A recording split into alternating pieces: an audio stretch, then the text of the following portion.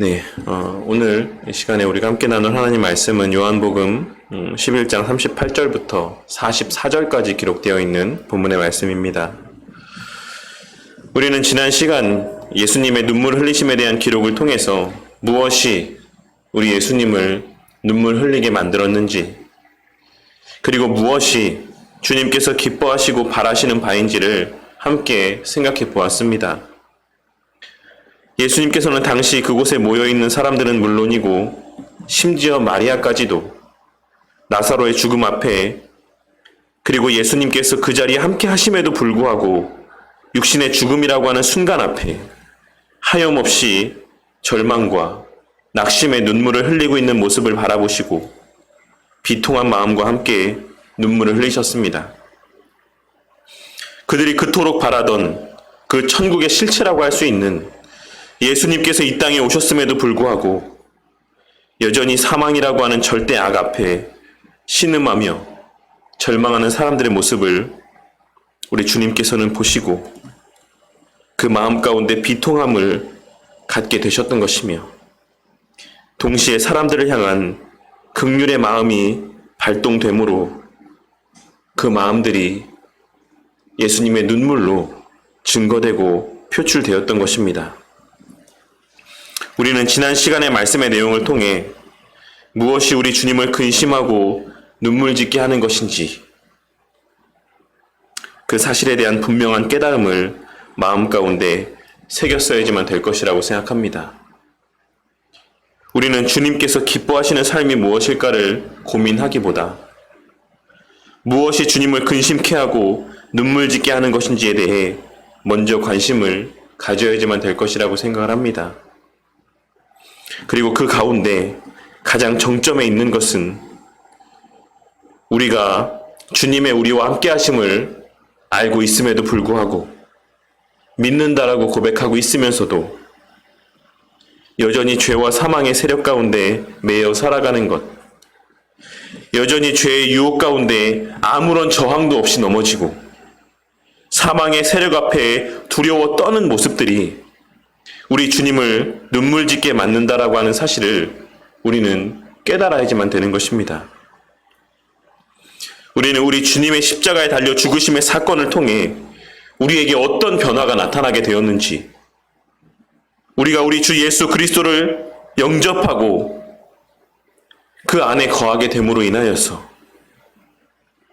우리 존재의 본질이 어떻게 변화되었는지를 깨달을 수 있어야지만 되는 것이며, 그 깨달음은 우리 주님과의 독대의 시간들을 통해 말씀을 묵상하며 기도하는 개인 경건의 시간들을 통해 점진적으로 더욱 풍성하여져 가고 굳건해져 간다라고 하는 사실을 명심하고 살아가야지만 되는 것입니다.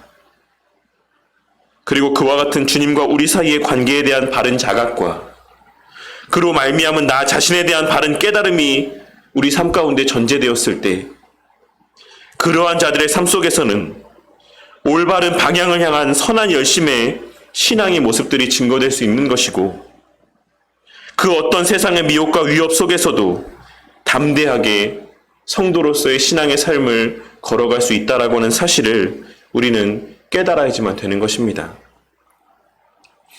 우리는 지난 시간의 말씀들을 통해 우리가 어떻게 하면 주님을 기쁘시게 할 수 있을까에 대한 결과적인 모습이 아닌 그러한 삶을 살아갈 수 있는 동기와 원인이 무엇인지, 그 원동력은 무엇인지를 발견할 수 있어야지만 되는 것이고, 그러한 삶을 가능케 하는 수단과 원동력으로서의 주님과의 독대의 시간들을 우리 주님께서 기뻐하시고 바라신다라는 사실을 우리 각자의 마음 가운데 새기고 살아가야지만 되는 것입니다. 오늘 말씀은 지난 시간 예수님의 메시아 되심에 대한 의문을 제기한 한 사람의 말에 이어서 계속하여 진행되고 있는 사건에 대한 본문의 기록입니다. 우리는 지난 시간 우리가 함께 나누었던 37절에 기록된 말씀을 통해 그 자리에 모인 사람들 가운데 일부가 예수님의 사람들을 바라보며 흘리신 눈물을 예수님의 한계를 드러내는 의미로 받아들이고 있다는 사실을 발견할 수가 있습니다. 37절 말씀에서 그들 가운데 어떤 사람이 이야기하고 있는 맹인의 눈을 뜨게 한 이 사람이라고 하는 표현은 선지자들을 통해 예언된 메시아의 표징을 의미하는 것이다라고 하는 사실을 우리는 잘 알고 있습니다. 그러니 당시 예수님의 눈물 흘리심을 보며 그와 같은 말들을 고백하고 있는 것은 예수님의 메시아 되심 자체를 부정하고 그 메시아 되심 자체에 대한 의문을 제기하고 있는 것이라고 할 수 있는 것입니다. 그리고 바로 그와 같은 사람들의 영적인 무지와 그 무지에서 비롯된 불신앙의 고백이 38절에 기록된 말씀에서와 같이 예수님의 마음 가운데 비통함을 불러일으켰다라고 하는 사실을 우리는 본문 말씀의 기록들을 통해 확인할 수 있는 것입니다. 우리는 예수님의 이와 같은 모습들을 통해 우리가 우리 주님에 대하여 바르게 알지 못한다라고 하는 것이 그저 단순히 지식이 부족한 정도로 끝나는 것이 아니라 더 나아가 우리 주님에 대한 불신앙으로 이어지게 되어 있고 그 불신앙은 곧 우리 주님의 마음 가운데 비통함을 불러일으키는 큰 죄와 악한 행위가 된다라는 사실을 발견할 수 있어야지만 될 것이라고 생각합니다. 그러니 우리가 우리 주님에 대하여 바르게 아는 것, 우리 주님에 대한 바른 지식을 소유하게 되는 것은 우리의 신앙의 삶에 있어 선택의 영역에 속한 문제가 아닌 우리 신앙의 삶에 있어 본질에 속한 문제라고 하는 사실을 예수님의 비통이 여기시는 이 오늘 말씀에서의 모습을 통해 발견할 수 있어야지만 되는 것입니다. 그리고 그것이 바로 우리 신앙의 선배들이 바른 교리를 지키기 위해서라고 한다면 그 목숨을 초계와 같이 버릴 수 있었던 이유라고 할 수 있었던 것이며 우리 주님께서는 그렇기 때문에 그와 같이 우리 믿음의 선배들의 피 흘림을 허용하시면서까지 바른 교리를 지키고 전수하게 하신 것이다라는 사실을 우리는 깨닫고 명심해야지만 되는 것입니다. 그러니 아무런 피 흘림도 없이 우리 신앙의 선배들을 통해 우리의 손에 쥐어진 귀한 신앙 고백들을 진심으로 귀하고 가치 있게 여기며 그 내용들을 바르게 깨닫기 위해 애쓰고 수고하는 열심을 내는 우리 모두가 되어야지만 될 것입니다. 이미 너무나도 여러 번 말씀을 드려서 다 잘 알고 있으신 예수님의 하나님 앞에서의 기도의 내용이라 할 수 있는 영생은 곧 유일하신 참 하나님과 그가 보내신 자 예수 그리스도를 아는 것이니이다 라고 하는 그 말씀을 명심하고 구약의 신앙의 인물들과 사도들 그리고 우리 믿음의 선배들이 알고 사랑했던 그 주님을 우리 또한 그들이 남긴 신앙의 유산들을 통해 바르게 알고 그들이 사랑했던 그 하나님을 우리 또한 동일하게 사랑하며 섬기는 그러한 바른교회 공동체가 되기를 바랍니다. 다시 본문의 말씀으로 돌아와서 예수님의 38절 말씀에서의 비통함은 앞서 서두에도 말씀을 드렸던 것처럼 비록 37절에 기록된 한 사람의 미련하고 악한 말에서 비롯된 것이다라고 할지라도 실제로는 그 사람이 그와 같은 말을 하게 만든 근본적인 원인이라 할 수 있는 죄와 사망의 세력을 향한 것이다라고 할 수 있을 것입니다. 그리고 오늘 말씀에 등장하는 무덤이라고 하는 것은 바로 그 죄와 사망이라고 하는 절대 악의 궁극의 결과물을 실체적으로 보여주는 상징과도 같은 대상이라고 할 수 있는 것입니다. 그래서 예수님께서는 그 비통함 가운데 바로 곧 이어서 나사로의 육신이 썩어가고 있는 무덤으로 발걸음을 옮기셨던 것입니다. 지난 설교 때도 말씀을 드렸지만 예수님께서 나사로가 죽은 지 나흘이 지난 후에 마리아와 마르다를 방문하신 것은 그들에게 아무런 소망이 남아있지 않은 때를 의도적으로 기다리신 것이다라고 할 수가 있습니다. 그리고 거기에 더하여 예수님께서는 또한 의도적으로 오늘 말씀에서와 같이 그 무덤 문이 굳게 닫힌 이후에 마리아와 마르다를 방문하셨던 것입니다. 왜냐하면 그동안 성경에 기록된 죽음에서 다시 살아난 이들은 몇 명 있었지만 그들 가운데 이미 무덤에 장사되고 그 무덤 문이 굳게 닫힌 이후에 그 살이 썩어가는 상태에서 다시 살아난 이는 단 한 명도 없었기 때문입니다. 그만큼 사람들에게 있어 그 무덤 문이 닫혔다라고 하는 사실은 이제는 도저히 그 누구도 손쓸 수 있는 방법이 없다라고 여겨질 만큼 절대적인 절망을 의미하는 것이다라고 할 수 있는 것입니다. 그리고 예수님께서는 그 한 번 닫혀진 무덤 문을 열고 나온 자가 단 한 명도 없었던 상황 속에서 무덤 문을 열게 하시고 그 안에서 살이 썩어 냄새가 났던 나사로를 다시 불러내심으로 예수님께서 죄와 사망의 권세 위에 존재하는 창조주이자 절대 주권의 하나님이심을, 생명의 근원 되시는 하나님이심을 그들 가운데 명백하게 드러내고 선포하고자 하셨던 것입니다. 그래서 예수님께서는 자신을 만류하는 마르다를 향하여 40절에 기록된 말씀에서와 같이 내 말이 내가 믿으면 하나님의 영광을 보리라 하지 아니하였느냐 라고 말씀하시며 무덤의 돌을 옮겨 놓으라고 말씀하시고 그 자리에 모인 모든 이들이 들을 수 있는 큰 소리로 하나님께 기도하셨던 것입니다. 그리고 그 기도의 내용은 41절과 42절에 기록된 말씀의 내용과 같이 성자 예수님과 성부 하나님께서 본질적으로 하나라는 사실에 대한 고백이었습니다. 예수님께서는 41절과 42절에 기록된 고백을 통하여서 성부 하나님 앞에 나사로를 다시 살려주실 것을 요청하고 있는 것이 아니라 자신의 입을 통해 고백되어지는 간구가 곧 하나님의 뜻이라고 하는 사실을 고백하며 증거하고 있는 것이라 할 수 있는 것입니다. 그렇게 예수님께서는 이어지는 42절 하반절에서 이 말씀을 하옵는 것은 둘러선 무리를 위함이니 곧 아버지께서 나를 보내신 것을 그들로 믿게 하려 함이니이다 라고 고백하고 있는 것입니다. 하지만 우리가 여기서 간과하지 말아야지만 될 또 하나의 중요한 사실은 예수님께서 간구하시는 것이 하나님의 뜻하신 바였으므로 어찌 보면 예수님께서 간구하시는 것에 성부 하나님께서 응답하시는 것은 너무나도 당연한 것임에도 불구하고 예수님께서는 본문 말씀 가운데 분명하게 내 말을 들으신 것을 감사하니이다 라고 고백하고 있으시다라는 사실입니다. 우리는 이를 통해 우리가 그리스도를 닮아가는 것, 곧 거듭난 자의 삶을 살아가는 것과 우리 삶에서의 감사의 모습이 어떤 상관관계 가운데 있는 것인지를 발견할 수가 있을 것입니다.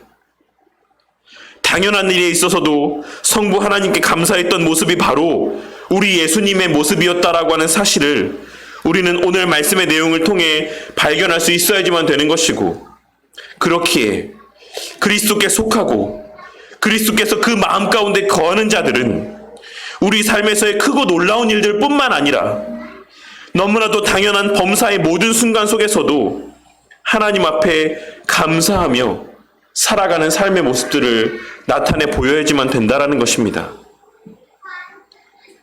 그리고 그와 같은 감사의 마음들을 통해 우리는 우리의 지금의 신앙의 상태를 점검할 수 있는 것이고, 늘 내 삶에서의 입술로 고백되어지는 감사의 고백들을 통해 자신의 신앙의 상태를 확인할 수가 있는 것입니다. 그리고 우리는 그러한 우리 삶에서의 감사의 모습들을 통해 늘 우리 자신의 신앙을 점검하며 더욱 그 삶에서의 사소한 일들 가운데서도 감사가 풍성해지는 은혜가 있기를 위해 하나님 앞에 간구하는 삶을 살아가야지만 될 것이라고 생각을 합니다. 예수님께서는 사람들 앞에서 그와 같이 큰 소리로 기도하신 이후에 동일하게 큰 소리로 나사로야 나오라 라고 외치셨습니다. 예수님의 이 말씀을 직역하면 나사로야, 이리로 나아오라. 이 자리로 나아오라. 라고 말씀하고 있으신 것이라 할 수 있는데 예수님의 이 말씀 가운데는 나사로가 머물러야 될 장소는 그 무덤 안이 아닌 예수님 곁이라고 하는 의미가 담겨 있는 것이라고 할 수 있는 것입니다. 그리고 또한 나사로와 같이 비록 잠시지만 무덤 가운데 누워 있어야지만 될 때도 있다라 할지라도 성도는 반드시 우리 주님께서 그 무덤에서 그 썩어 없어진 육신을 다시 일으켜 세우실 날이 있다라고 하는 사실에 대한 예표적인 의미가 담겨져 있다라고도 할 수가 있습니다. 그리고 예수님의 그 말씀에 그 즉시 죽은 나사로는 몸을 일으켜 무덤 밖으로 걸어 나왔습니다. 그리고 예수님께서는 예수님의 말씀에 반응하여 걸어 나오는 그 나사로의 몸을 감싸고 있었던 수건과 배를 풀어놓아 자유롭게 다닐 수 있게 하라고 말씀하시므로 죽은 나사로를 다시 살리시는 이 엄청난 사건을 끝맺음하고 있으신 것입니다. 오늘 말씀 가운데 담긴 중심의 의미들은 그동안 여러 시간에 걸쳐 이 본문 말씀의 의미들을 함께 살펴보았기 때문에 그 시간들 가운데 다 다루었다라고 생각을 합니다. 그리고 특별히 오늘 말씀에서 우리가 주의 깊게 살피고 마음 가운데 새겨야지만 되는 것은 예수님께서 사람들에게 명하신 두 가지 명령의 말씀이 담고 있는 의미라고 할 수 있습니다.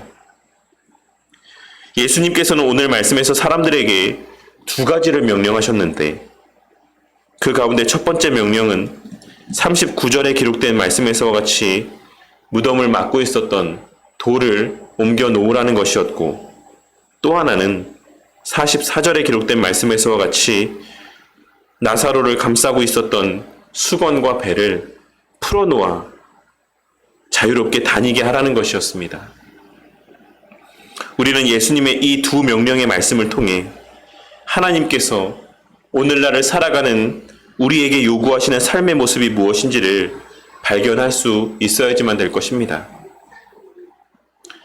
첫째로 우리는 오늘 말씀을 통해 죽은 나사로가 다시 무덤에서 걸어 나온 것은 하나님께서 행하신 일이지만 예수님께서는 그가 예수님의 목소리를 들을 수 있도록 그리고 그 무덤에서 밖으로 걸어 나올 수 있도록 막힌 무덤의 돌을 옮겨 놓으라고 사람들에게 명령하셨다라는 사실의 의미를 유심히 살펴보아야지만 될 것입니다.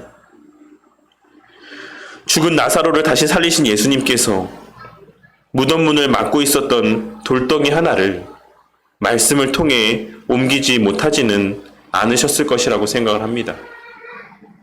하지만 예수님께서는 그 일을 직접 행하지 아니하시고 그곳에 모여있는 사람들에게 명령하여 옮기게 하셨습니다.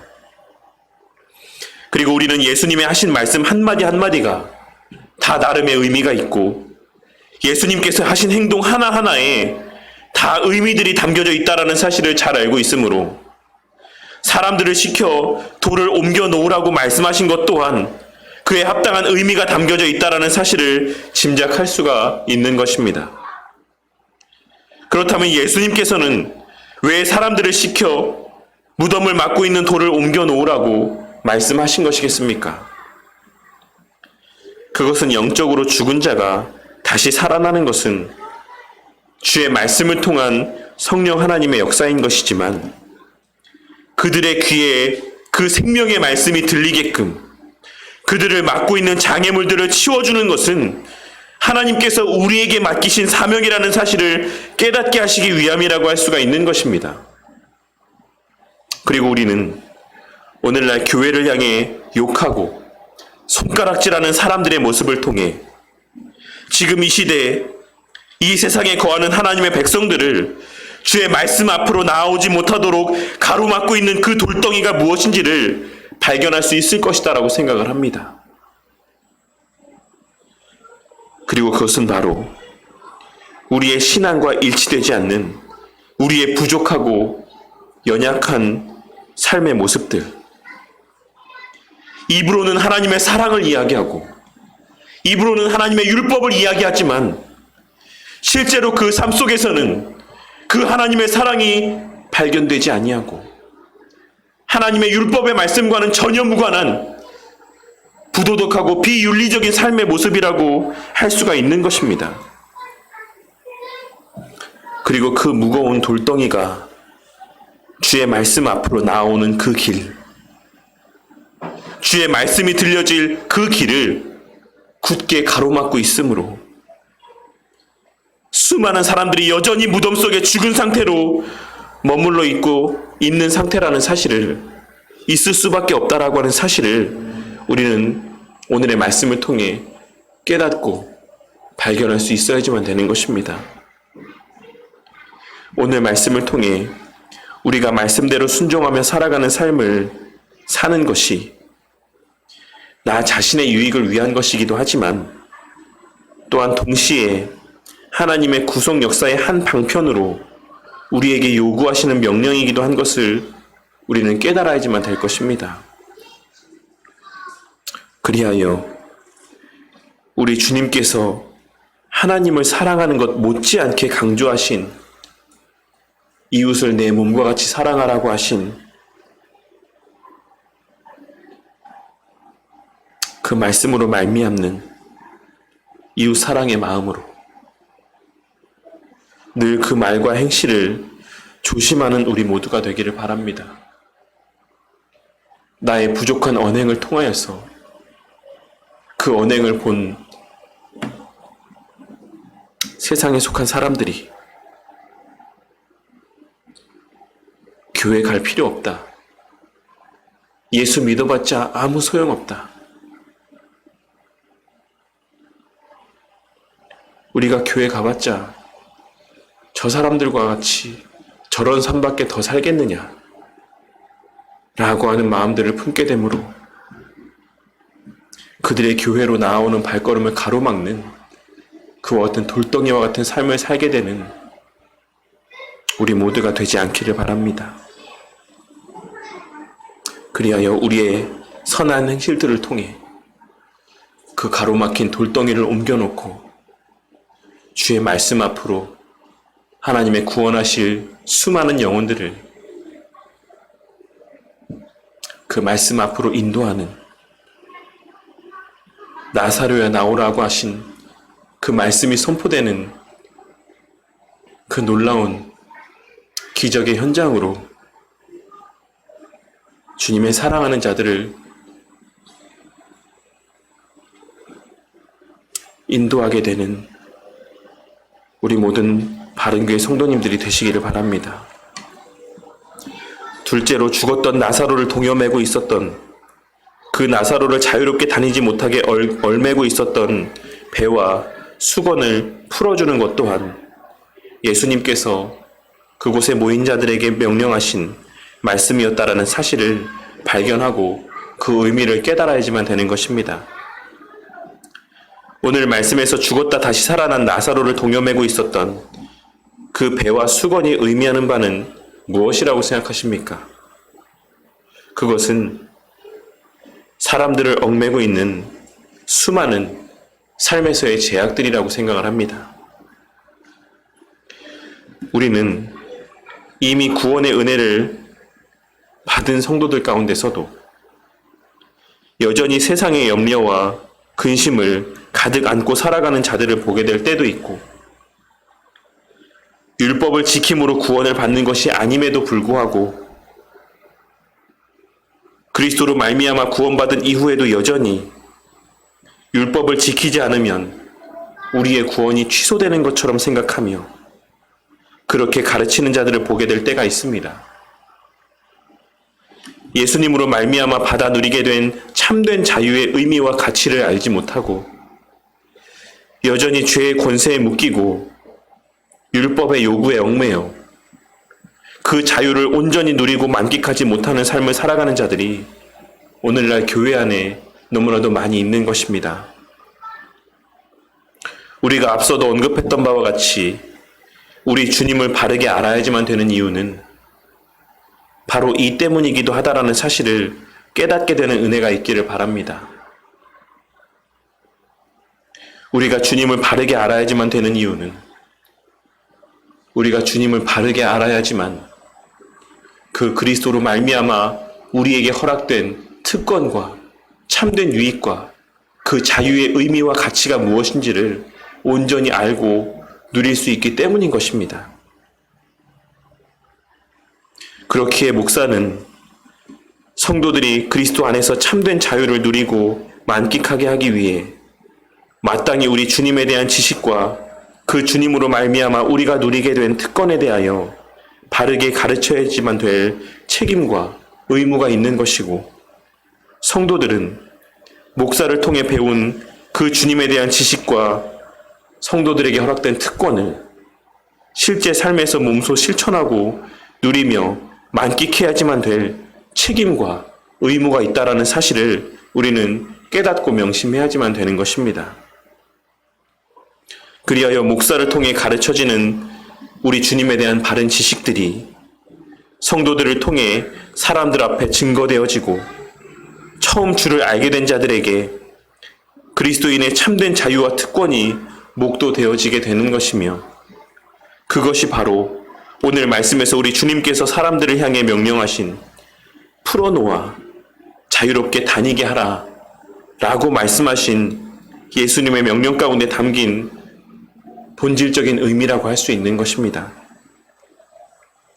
우리 주님께서는 돌을 옮기는 것을 만류하는 마르다를 향해 내가 믿으면 하나님의 영광을 보리라 라고 하지 않았느냐 라고 하는 말씀을 반복하여 들려주셨습니다. 그리고 예수님의 그 말씀에는 그렇다라고 하면 하나님의 영광이 무엇인가 라고 하는 질문에 대한 답의 의미 또한 내포되어 있다라고 할 수가 있을 것입니다. 그렇다면 오늘 말씀에서 예수님께서 말씀하신 그들이 목도한 하나님의 영광은 무엇이었습니까? 그것은 바로 예수님의 말씀으로 죽은 나사로가 다시 살아난 사건이었습니다. 오늘날 교회를 다니는 이들 가운데 가장 빈번하게 입버릇처럼 고백되어지는 말 가운데 하나가 아마도 하나님께 영광 돌린다라는 것이다라고 할 수 있을 것입니다. 교회를 다니는 대부분의 사람들은 늘 하나님의 영광이라고 하는 말을 모든 일들 가운데 그 입에 달고 사는 경우들이 너무나도 많이 있는 것입니다. 하지만 그들이 생각하는 하나님의 영광은 오늘 말씀에서의 예수님께서 말씀하신 영광과는 조금 거리가 있고 다른 의미로 여겨질 때가 있는 것 또한 사실이라고 생각합니다. 오늘날 대다수의 사람들이 생각하는 하나님의 영광이라고 하는 것은 내가 무엇이 되거나 내가 무엇을 함으로 드러나는 것이다라고 생각할 때가 많이 있는 것입니다. 하지만 우리는 오늘 말씀에서의 하나님의 영광이 예수님께서 친히 죽은 자를 다시 살리시는 사건을 통해 증거되었다라고 하는 사실을 깨닫고 명심해야지만 될 것입니다. 그리고 이는 주의 말씀을 통한 하나님의 택함받은 자들의 회심을 의미한다라는 사실 또한 우리는 깨달아야지만 되는 것입니다. 그렇다라고 하면 우리는 어떻게 하나님의 영광을 드러내고 목도하는 삶을 살아갈 수 있는 것이겠습니까?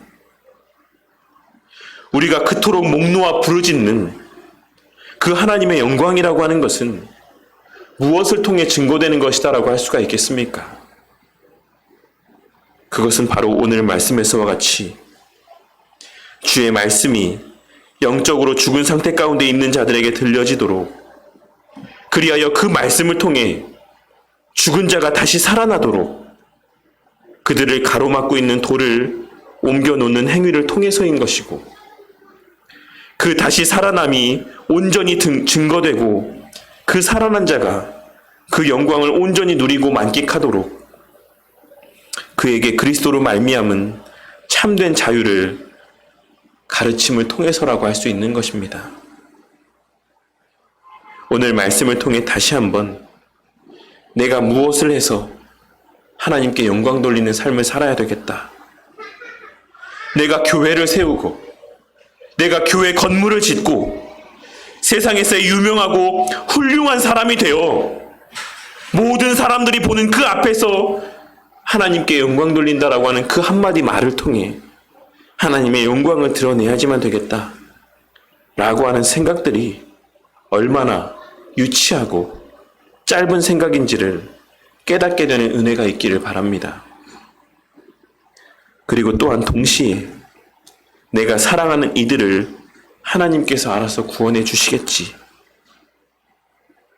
내 아들과 딸이 믿는 가정에서 태어나고 유아 세례도 받았으니 내가 아무것도 하지 않아도 하나님께서 알아서 구원의 문에 이르도록 지키고 보호해 주시겠지 라고 하는 생각이 얼마나 잘못된 생각인지도 깨닫게 되는 은혜가 있기를 바랍니다.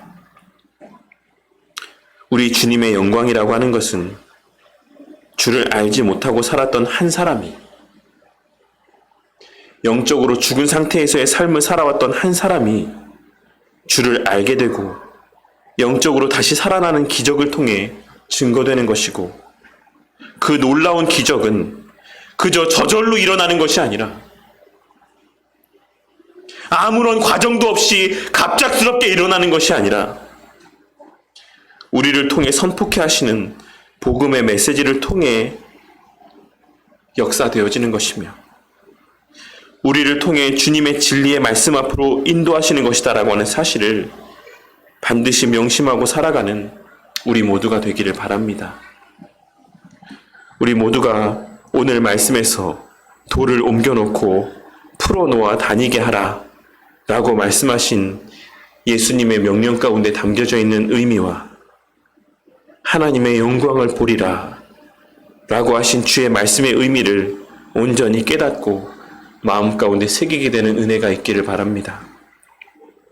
그리하여 우리 자신은 그 하나님의 영광을 목도하고 우리를 통해 구원의 은혜를 만끽하게 하실 자들은 그로 말미암아 그리스도 안에서의 참된 자유를 맛보고 누리게 되는 놀라운 은혜가 우리와 우리를 통해 거듭나게 될 주의 모든 택함받은 백성들에게 충만하게 체험되어지기를 바랍니다.